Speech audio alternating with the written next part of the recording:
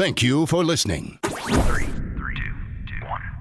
Now live from the heart of liberal Wisconsin, where the political party is just beginning. Welcome to the Devil's Advocate Show.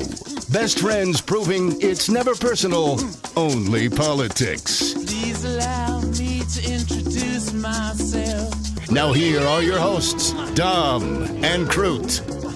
Welcome to the Devil's Advocates Radio Show. Dominic, the Senate impeachment trial of Donald J. Trump. Apparently it slid into a dinner break. So here we are, the happiest half an hour.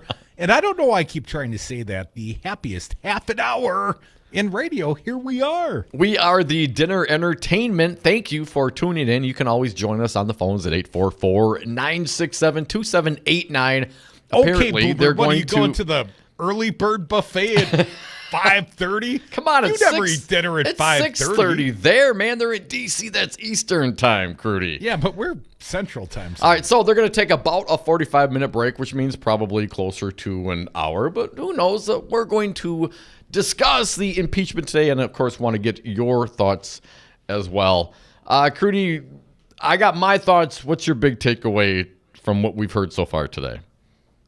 Most recently, I heard this just in the last 10 minutes, Dershowitz. You know, they got woke.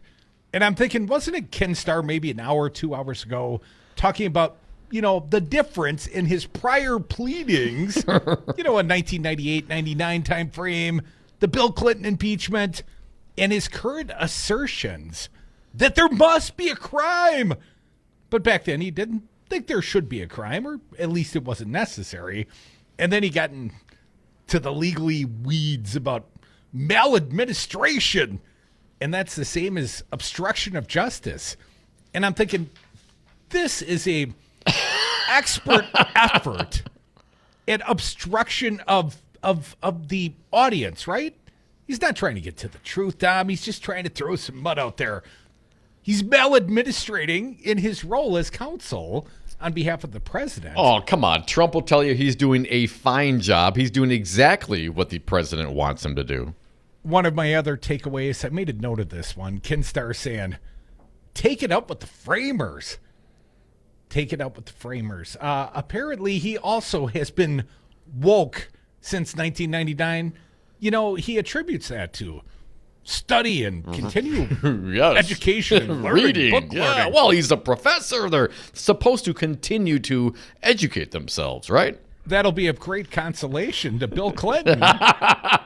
You're right. Hey, Bill, my bad, man. Sorry about that. In retrospect, yeah, I tore the country apart, and it was a witch hunt, but my bad. Yeah, I mean, I've learned so much since then.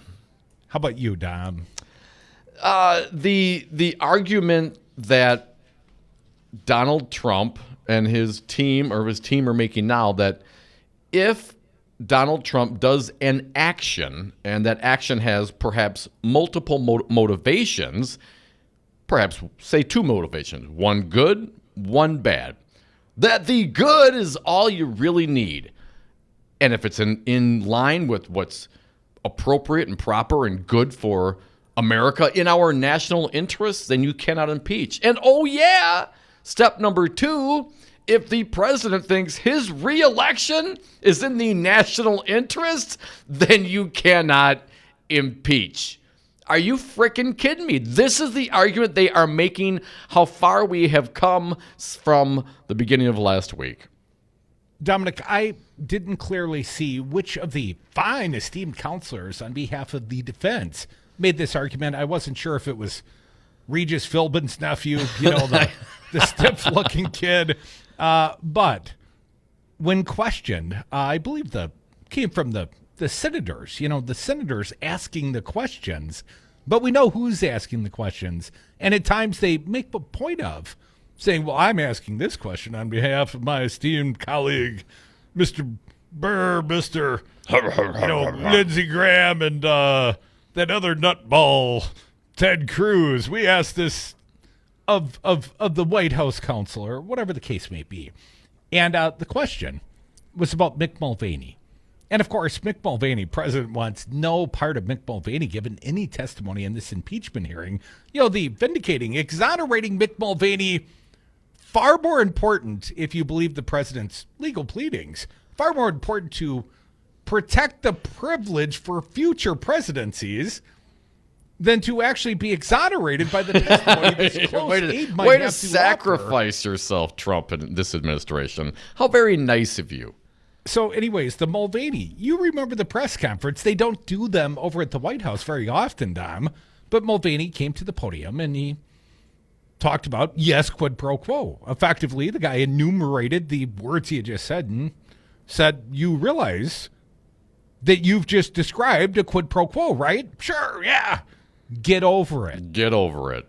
Well, according to whichever one of the fine, esteemed counsel for the defense, President Trump, went up and spoke to this as the question was asked. What are my other takeaways? He accused Mulvaney of misspeaking or perhaps garbling his words. And, I'm occasionally guilty of a slur here or there, Dom. You know me, my brain stops sometimes on the radio. The president, so guilty of this. But, in this case, Mick Mulvaney, he could be called as a witness. We could get to the bottom of this, what exactly he meant, because according to, Regis's nephew,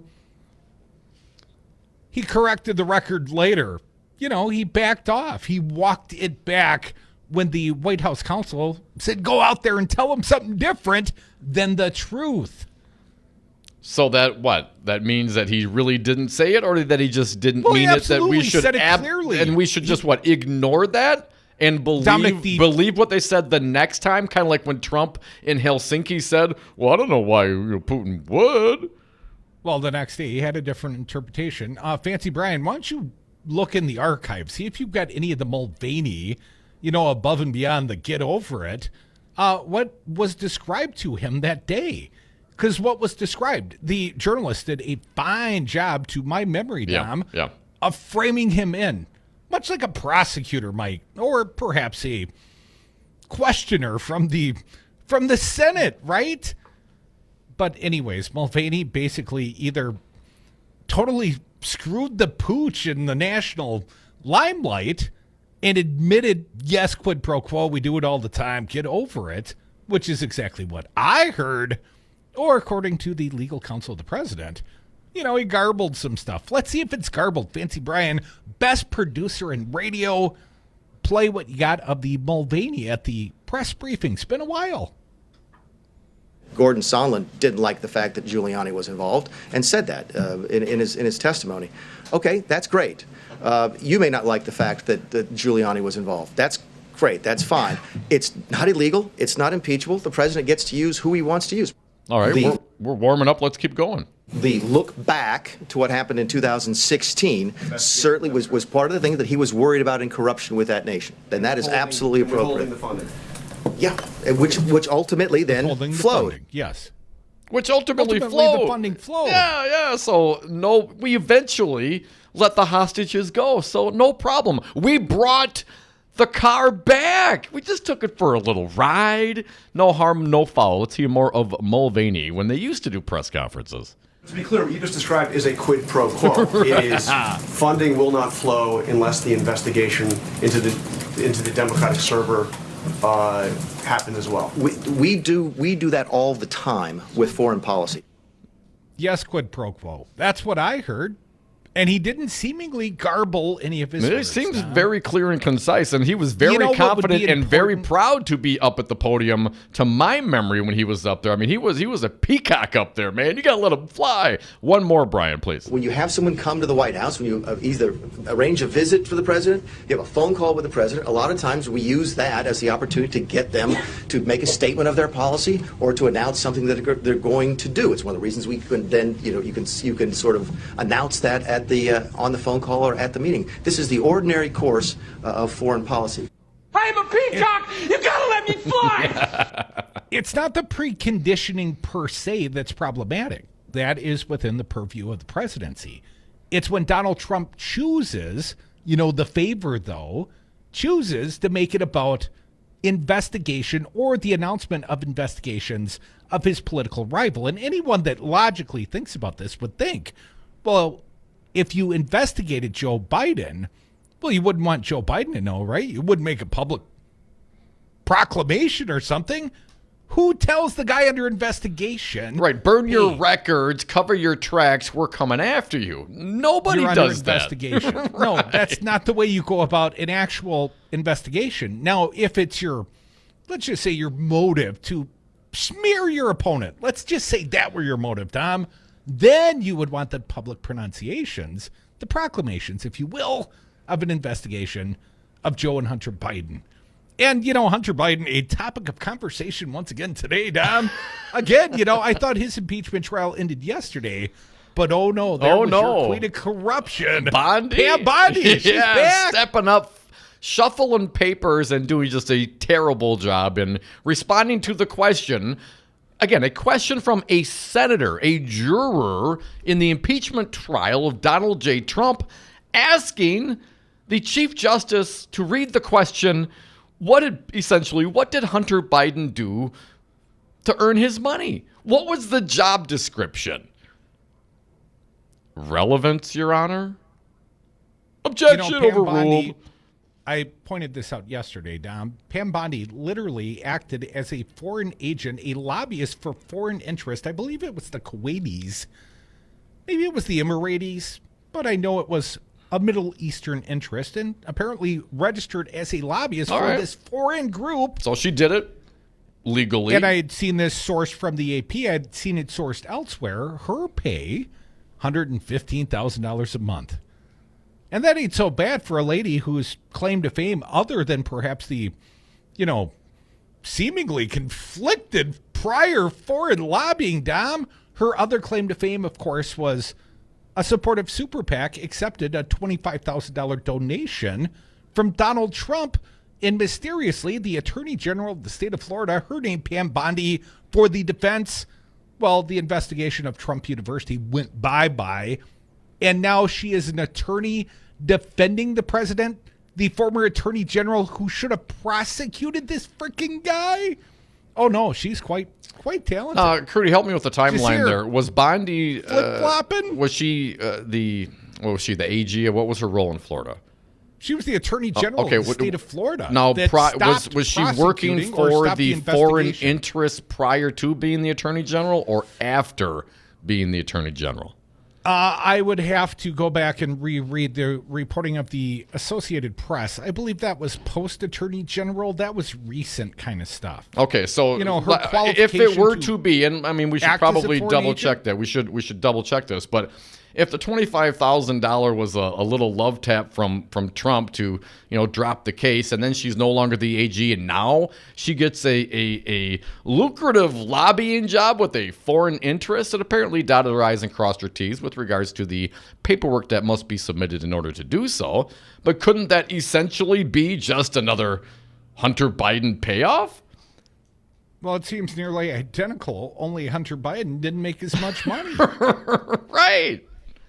That's my understanding. Let's just make sure I get this correct. Now, Bondi conflict story, the Associated Press, this is labeled as a correction. Now, I didn't make any assertion, so let's see what the correction is. In a story, November 8th, about Pam Bondi, a former Florida Attorney General, stepping down from a lobbying firm as she prepares to defend President Donald Trump in the impeachment investigation. So that's recent. The Associated Press reported erroneously that Bondi lobbied for a Kuwaiti company with a U.S. defense contract. The company is an investment firm and does not have a Defense Department contract. The corrected version of the story is below. Well, is it still a Kuwaiti firm? So she went from being the AG and doing a what I would consider a corrupt deal with Trump to working as a lobbyist for a Kuwaiti financial firm? Now, I don't know about how AGs are trained. I never went to AG school, but I did go to grad school. I do have an MBA. I'm just wondering, what experience does Pam Bondi have in order to facilitate lobbying for a Kuwaiti investment company? Well, she got a finance degree? Well, she was the former Attorney General. Let me throw it out here, Dom. helping craft the White House response to an impeachment inquiry will be Bondi, a longtime Trump supporter who stepped down as Florida's Attorney General in January. Since then, Bondi has worked as a lobbyist for Ballard Partners, a Washington firm that has touted its influence inside the Trump administration. Her U.S. clients have included General Motors, the commissioner of Major League Baseball, and a Christian anti-human trafficking advocacy group. Now, here's the more interesting stuff for this particular story, Dom. And people, you can join us if you've got an opinion. Dial them up, 844-967-2789. But I read on. My source, the AP, Associated Press. Bondi also registered as a foreign agent for the government of Qatar and as a lobbyist for a Kuwaiti firm, according to Justice Department foreign agent filings and congressional lobbying documents. Her work for the Qataris was related to anti-human trafficking efforts leading up to the World Cup. A person familiar with the effort said, well, that doesn't seem very corrupt. Yeah, okay. Bondi is now winding up her work for Ballard Partners. White House Press Secretary Stephanie Grisham told the Associated Press, despite Bondi's recent work for foreign and domestic interest, Grisham said those ties would not pose any ethics concerns. No. None whatsoever. No, that's fine. Well, here's what Grisham said. Never seen Grisham do a press conference. And that's her job. She's the press secretary. Well, There is no prohibition in the U.S. government's ethics pledge or ethics regulations that would prevent a former lobbyist or former foreign agent from taking an employee position, apparently as defense counsel for the White House. Or Trump specifically in the impeachment trial, right? I had seen reported elsewhere she was receiving for her, highfalutin lobbying work, $115,000 a month, Dom. So that job pays quite well. Why are we not lobbying on behalf of some Kuwaiti or Qatari foreign interest? Damn it. Why didn't I think of that? 844-967-2789. I'm going to register both of us as foreign interest lobbyists right now, Dom. You take the caller. Sam from Watertown, you are up. Happy days, Sam. What do you got for us today? Hey, guys. Long time. Haven't talked to you. But Thanks for calling. I think I finally figured out what the strategy is of the Trump Do tell. doctrine of impeachment. I don't know. If he's in office, it doesn't matter what he does. It's all for the good of the country that he stays in office. So Yes. anything he does is to the benefit of all of the rest of us. Well, he is the state after all. Oh, no. Exactly. So it goes back to his whole comment that he could shoot somebody on Fifth Avenue and get away with it because it would be in the best interest of the country. He wouldn't lose a vote, Sam. And we have an article. Philip Bump breaks this down, and perhaps we'll get to this next. Now that you brought it up, but specifically the philosophy of the counsel for the president to come up with this idea is not where they started from, Sam. How do you think this is going for the president and his side? Well, he's doing. I mean, between him and Dershowitz and Sekulow, they're doing every twist and turn they can to make it to his advantage, what they think is his advantage. And so Dershowitz has contradicted himself, 3, 4, 5 times in the last 2 days? He'll say depends whatever. on He's if a you're criminal talking attorney. 19... Sam, that depends on if you mean Dershowitz is contradicting 1999 Dershowitz or Dershowitz is contradicting Monday Dershowitz. Yeah, he's contradicting Monday Dershowitz. It's still only Wednesday, right? Right. Hey, Sam, stay tuned. He might get back there by tomorrow. You never know. Thanks for the call. We do appreciate it. 844-967-2789. Crudy, the Philip Bump piece. I want to get into this a little bit, if we may. We're going to kind of jump around. We'll take some breaks in a little bit. And again, in the meantime, you can join us as well. Philip Bump, the title of the article in the Washington Post, Trump's impeachment team argues that anything he does to win re-election isn't impeachable. Thank you, Sam, for reminding us. On Wednesday, the impeachment trial of Donald Trump moved to a new phase in the Senate. After hearing hours of presentations in which the House impeachment managers argued for the removal of Trump from office and his own legal team rebutted those charges, senators were at last granted the ability to ask questions directly to either side. Over the course of 2 responses to those questions, Trump's legal team made a remarkable claim. First, that if an action includes any element of public interest, it cannot be impeachable under the terms set by the House. And second, if Trump thinks that his own reelection is in the public interest, which he certainly does, that's a valid claim. Hell to the yeah. Trump attorney Patrick Philbin made the first point. That's the Regis nephew, at least in my mind. In response to the first question posed by Senate Republicans, he argued that the report from the House Judiciary Committee established that there must necessarily not be any legitimate public purpose to Trump's request from Ukraine's government. And here's the quote. If there is both some personal motive but also a legitimate public interest motive, Philbin said, it can't possibly be an offense because it would be absurd to have the Senate trying to consider, well, was it 48% legitimate interest and 52% personal interest, or was it the other way? Was it 53% and 40%? You can't divide it that way. Dom, I would say 99% corrupt intent, and maybe I'd give him the benefit of the 1% doubt. He goes on to say, they recognize that to have even a remotely coherent theory, the standard they have to set for themselves is establishing there is no possible public interest at all for these investigations, he continued. And if there is any possibility, if there is something that shows the possible public interest and the president could have that public interest motive, that destroys their case, unquote. I'm not sure if I agree. You want me to pick up? Yeah, here go ahead, now? man. Why don't you take over? There are some nuances to that, including the pointed distinction between the president having a possible public interest motive, as Philbin articulated it, that the president could have that motive. Philbin argues that man, this one's tough. Philbin argues there that if a public interest could be ascribed to Trump's actions, he can't be impeached. That itself is a remarkable claim. In his response to Philbin, lead impeachment manager Adam Schiff rejected the idea that the House case necessitated an entirely personal benefit. Remember what's at issue in the trial: Trump's withholding of aid to Ukraine and denial of the White House meeting to Ukraine's president, allegedly in hopes of pressuring Ukraine into launching investigations of political use to him personally.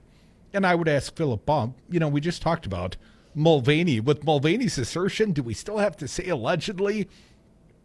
I read on. Here's a quote, Tom. If any part of the president's motivation was a corrupt motive, was a casual factor in the action to freeze the aid or withhold the meeting, that is enough to convict, Schiff said. It would be enough to convict under criminal law. To that latter point, stealing money to give it to the poor is still illegal.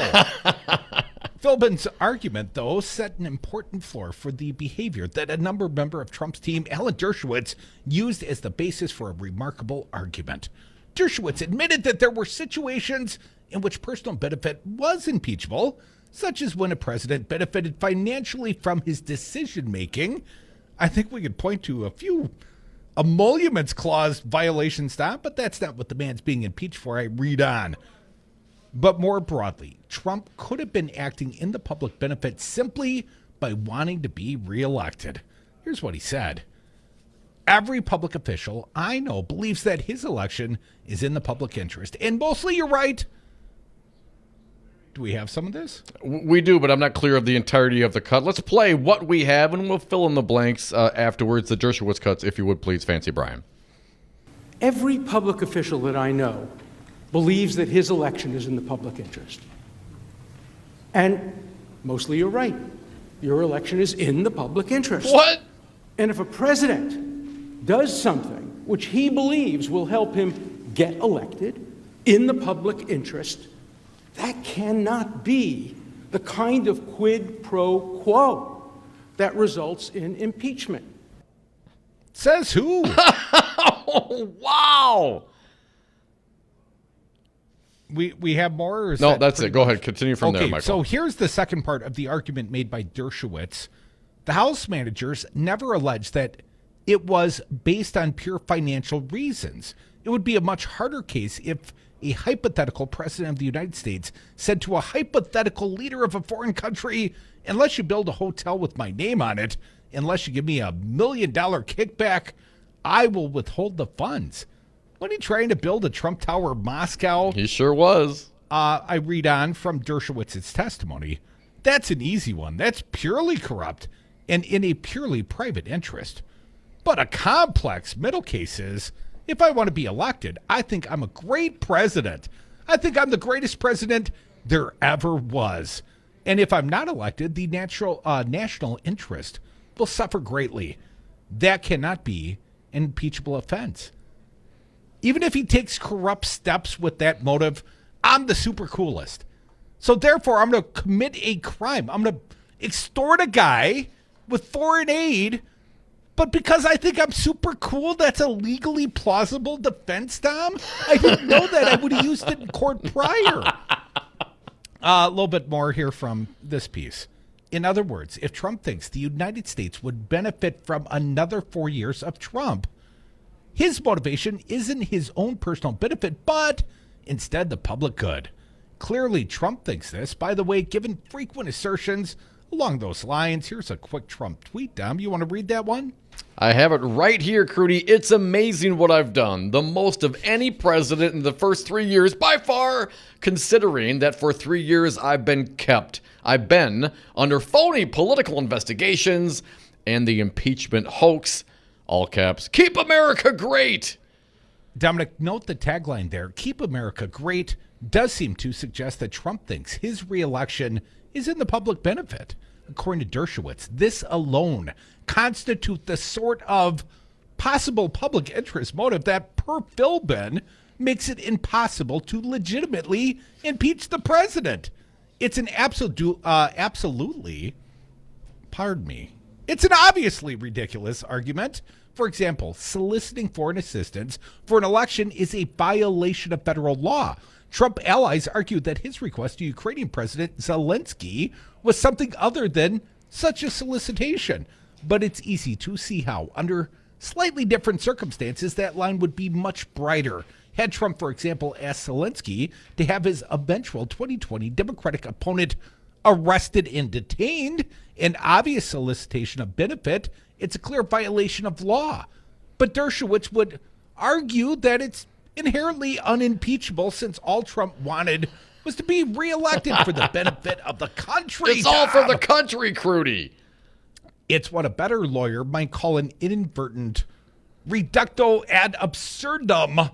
Dershowitz, I don't know the Latin, Dom. I hope that was close. Dershowitz is extending the president's leeway to such a degree that it becomes hard to take seriously his claims.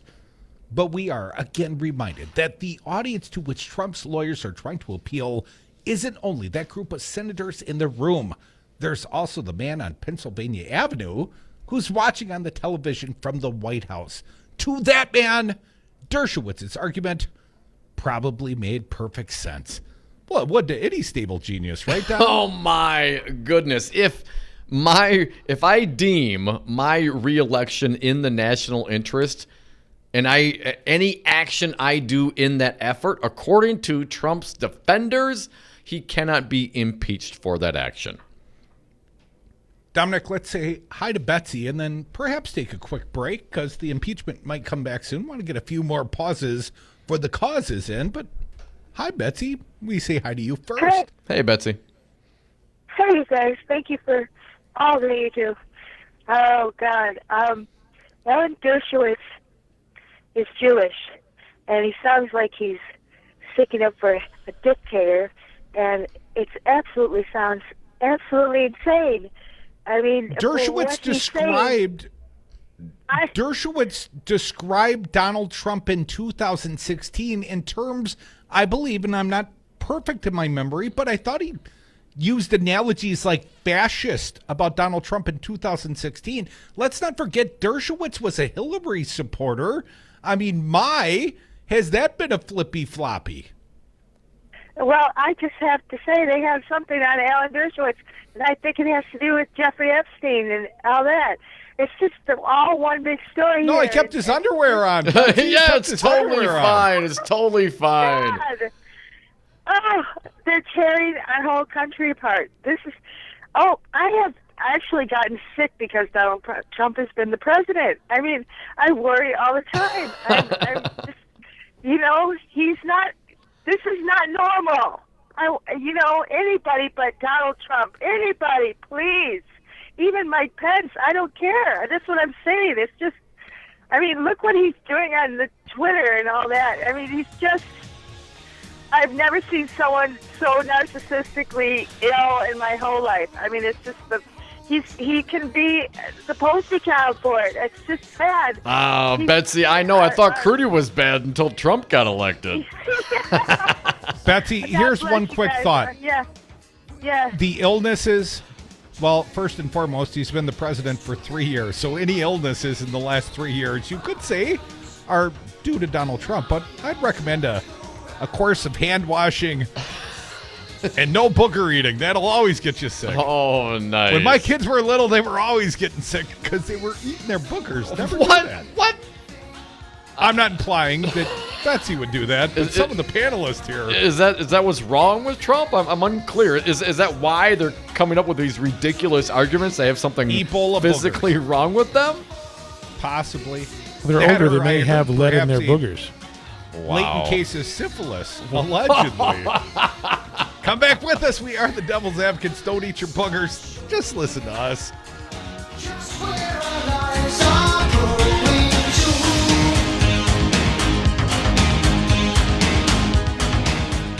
I have news for everybody.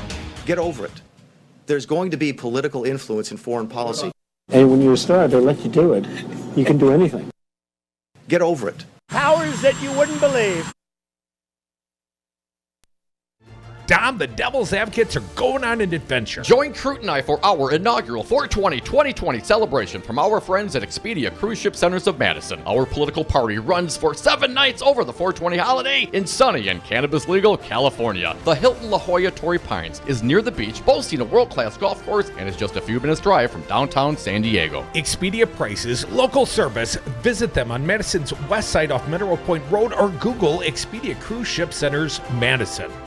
You concerned about speaking up at work? Do you feel like you have no say in your day-to-day work routine? Join Teamsters Local 344. Call 414-258-4545. Get a seat at the table. Join your brothers and sisters in negotiating for better wages, hours, and working conditions, and be part of the most powerful union in North America. Teamsters Local 344 covers sales and service throughout Southeast Wisconsin and package and airlines statewide. Contact Teamsters Local 344 at 414-258-4545 or at local344.org.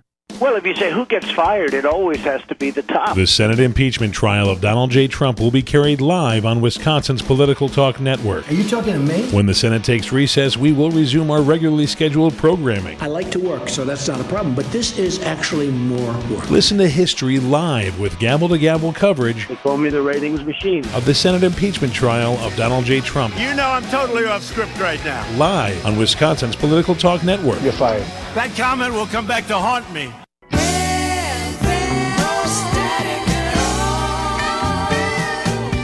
Thanks to you, our listeners, Wisconsin's Political Talk Network continues to grow. Now, radio listeners in the Milwaukee area can hear WRRD on the FM dial at 101.7 FM 24 hours a day. Tune in when you're in the car, at home, or at work, because politics matters at Talk 101.7 FM.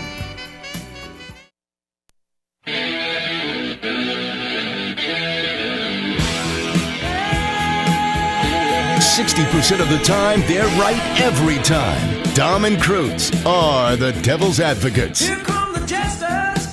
1, 2, 3. And we are back. Thank you for listening to the Devil's Advocates radio show, streaming on YouTube, Facebook, and on Twitter.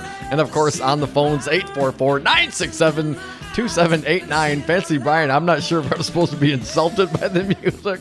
What are you saying? I'm talking about the senators. Oh, okay, all right. I would never mean that about you guys. I'd like to promote the fine guest our buddy Earl Ingram Jr. has going on his fine program tomorrow morning. He's got a jam show. What are we doing? Well, he's the only guy in the station that gets a full show because, the impeachment of Donald J. Trump. It is historic. We must carry it live. Who made the decision to broadcast the impeachment? I'd like to kick that guy's butt. Dominic, tomorrow morning on the Earl Ingram Show, Hour 1, George Hamilton, CEO of the Social Development Commission. And then in hour two for Earl means 9 o'clock hour, State Supreme Court candidate Jill Karofsky. And I saw in in the studio this morning, he had Ed Falone, right? The other progressive, left of center Supreme Court candidate. So he had them both, and we haven't had either in like a couple weeks. Earl's working it, man. And above and beyond that, in the 10 o'clock hour, and it looks like it's going to be a long-form interview, Earl's got Mayor Tom Barrett for the whole hour. Damn, Earl, setting it up, knocking them down. So tune in tomorrow morning, 8 to 11 in Milwaukee, WRRD 1510 a.m. But more importantly, Talk 101.7 FM, no static at all, loud and clear on the FM dials. Listen to Earl Ingram Jr., and please also listen to this show, but we're going to be, basically a dinner break production until the decision, which will come Friday, and I think ultimately will include no witnesses. But before we talk about the impeachment more, I've got one other little tidbit of news on the Wisconsin election ballot from the clerk of courts, the Scott McConnell, the guy who puts together the ballots here in Dane County. I forget his official title. We've got the ballot order for the Democratic primary in the state of Wisconsin. This will be uniform across the state. This was done by some sort of random draw. And here they are, your Democratic candidates for president. April 7th primary ballot order. Oh, man, I'm looking for a drum roll or something out of you, Dom. Some enthusiasm. You just keep talking, man. Just tell me who's on the ballot, man. On the top of the ballot, and this is an advantageous spot. Don't call her a Russian agent. Tulsi Gabbard. That's, allegedly. And I would never say that about of course you, Tulsi. not. Please don't sue me. No. Number 2 on the ballot, the senator next door, Amy Klobuchar. That is also an advantageous spot for Senator Klobuchar. That could boost her here in the state of Wisconsin. Number 3, the man I love to hate, John Delaney. Not a big fan. I got to tell you, Delaney, you should have bowed out long before now. He could do the full Grassley, the full Tommy Thompson, hit every one of Wisconsin's 72 counties. It doesn't matter. He's still going to get less than 1% of the vote. Above and beyond that, Deval Patrick. I forgot he was even out there as a quote-unquote viable candidate, Dom. I've seen no signs of viability other than, ballot qualification. Number 5, one of my favorites, Bernie Sanders. Number 6, Yang Gang, Andrew Yang. Number 7, Mayor Pete Buttigieg. Number 8, billionaire activist Tom Steyer. Number 9, Senator Elizabeth Warren. Number 10, Senator Michael Bennet. Don't forget, he's the 4th senator running for the presidency. 4th still out there that qualifying for ballots. Number 11, the other billionaire in the race, Bloomberg. And number 12, Joe Biden. Joe Biden got a bad draw. I mean, you got to work your way through. Although, come on. A lot of trees to find Joe Biden down at the bottom of the ballot. That is a bad draw for Biden. I mean, Tulsi Gabbard and I would say maybe Klobuchar are going to be the big beneficiaries.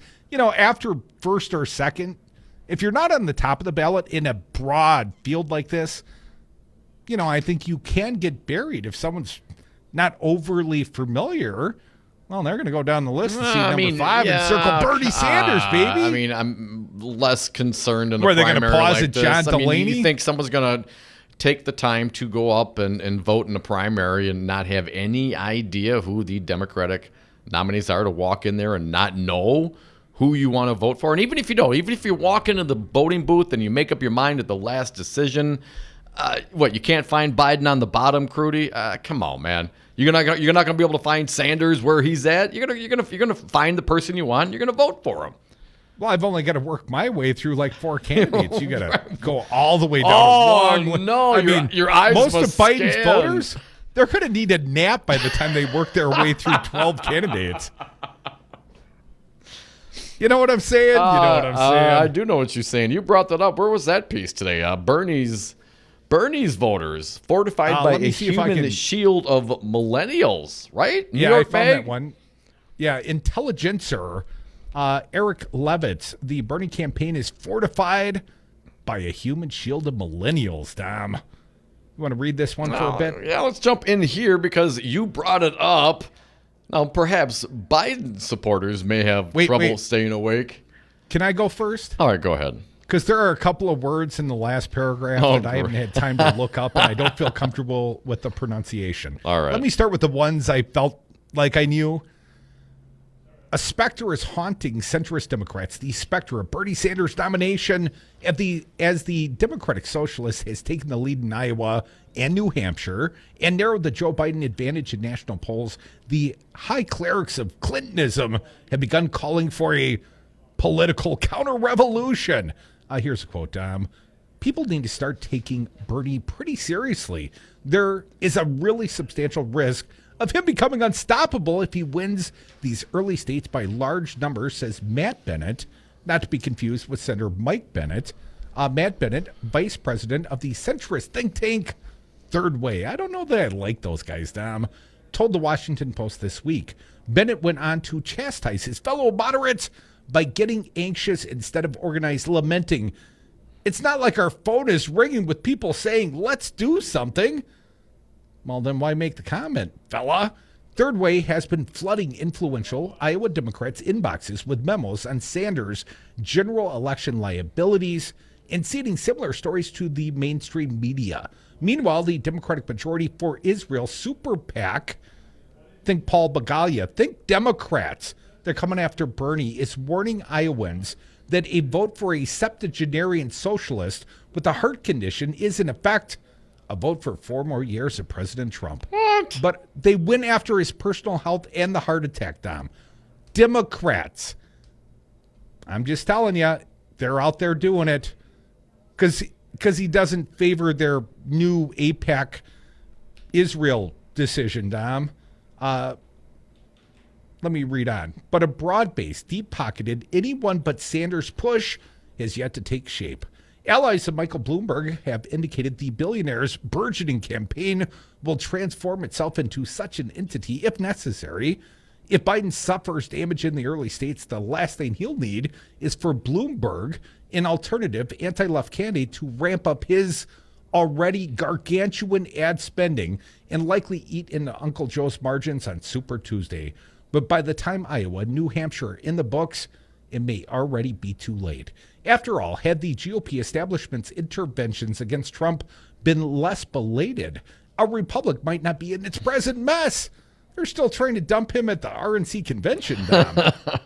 Thus, for Third Way and its fellow tribunes of triangulation, the time to act is now. The Democratic establishment stands at the crossroads. It can either transition to anti-Sanderism or acquiesce to 4 more years of barbarism. But they're wrong, and not merely because their assessment of Sanders' general election viability is tendentious and undermined by current polling. Even if one accepts Third Way's memos as gospel, the hazards of mounting a massive anyone but Sanders campaign still outweigh the benefits. The reason for this is simple. Democrats will need high turnout among young, left-leaning voters in November, and Bernie Sanders is overwhelmingly popular with the young voters, Dom. Crudy, reading from Eric Levitz, the Bernie campaign is fortified by a human shield of millennials. Well, let's get to it. The age gap between the support bases of the 2 leading Democratic candidates is unprecedented in scale. According to a Quinnipiac poll released Wednesday, Bernie Sanders boasts the support of 53% of Democratic voters under 35 nationwide, while Joe Biden lays claim to just 3%. That poll's margin of error is 3.4 percentage points, which means that the percentage of younger voters who support the Democratic Party's current frontrunner could technically round down to 0. In other national surveys, age polarization among Democratic primary voters... That's like Scott Walker-like support. ...tends to be a bit less severe, but in virtually all of them, Biden's support among the young is historically low for a front-running candidate, while Sanders' popularity with the contingent is exceptionally high. It will be hard enough for Biden to mobilize young voters after beating Sanders in a relatively friendly primary fight, free of conspicuous interference from established forces. If Uncle Joe has to win a millennial and Gen Z hearts and minds after riding to the nomination on the back of a wall-to-wall anti-Bernie ad blitz from Third Way and friends, his task may be impossible. Although Sanders' 2016 backers did not sit out or defect during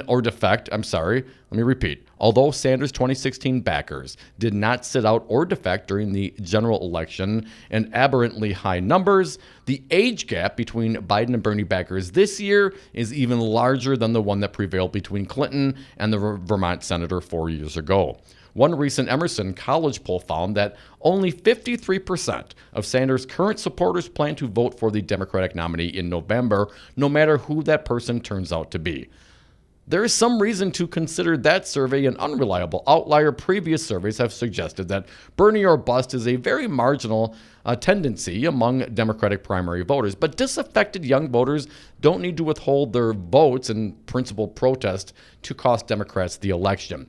If the Democratic nominee ends up looking like a walking, talking embodiment of Gen Z's political disempowerment, a critical mass of younger voters may simply allow life's quotidian demands to derail their voting plans come election day. Given all this, if the Democratic Party's incumbent elites united to take down the supposedly unelectable socialists, they would risk rendering Biden unelectable in the process, and there's little rational basis for them to take such a gamble. Yes, Sanders has become a real contender in recent weeks, but Biden is still the front runner, and the available polling suggests that if this race ever becomes a two-man contest between the leading septuagenarians, the former vice president won't have much trouble assembling a plurality of delegates. As it is, Biden's polling advantage in states throughout the South dwarfs the one that Sanders has established in Iowa and New Hampshire.